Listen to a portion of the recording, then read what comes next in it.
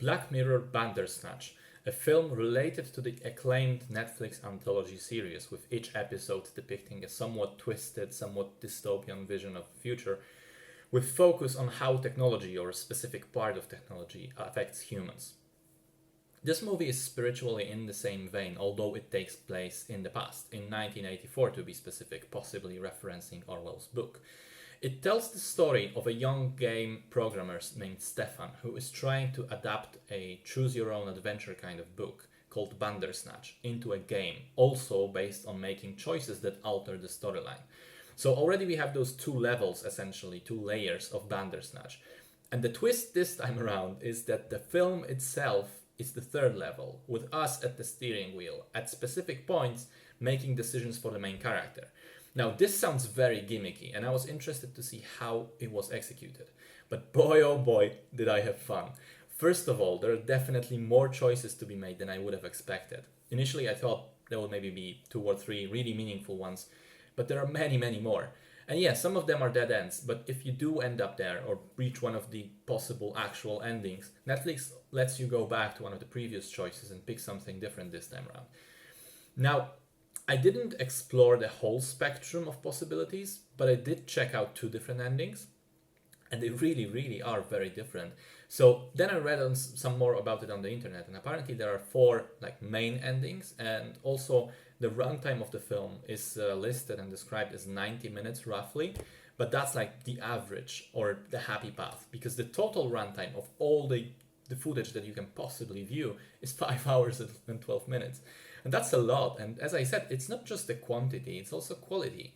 The 2 endings that I saw each goes in a very different way that I can't help but admire the filmmakers. It's very clear that they put a lot of thought and effort into utilizing the choice mechanic efficiently, and it wasn't just done as a gimmick. The mechanism also plays a role in the story itself. We learned that the writer of the original book had some weird theories about multiple timelines and not being in control of his own actions.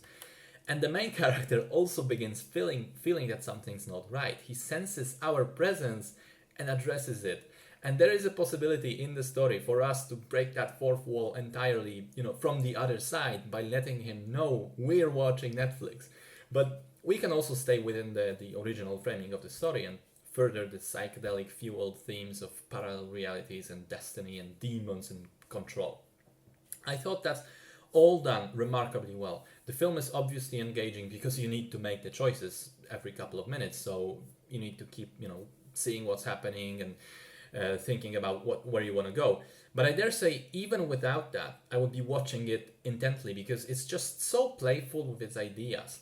It's thought-provoking and mind-bending, and it's constructed like a giant puzzle where from minute 1 I was trying to guess what the solution was going to be. But of course, going back to the choose your own adventure aspect, the answer is that there is no one correct solution, or rather that there are multiple correct ones. So really we go full circle with the audience being subjected to mental exercises that are in line with what happens in the story itself.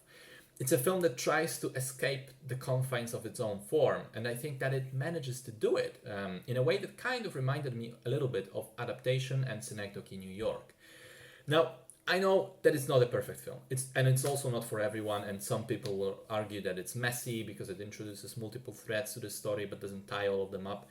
But I do maintain that is the point, that it's in line with the story it's trying to tell and how it's trying to tell it. For me, Bandersnatch is a very successful experiment at an interactive movie, and I enjoyed every minute of it.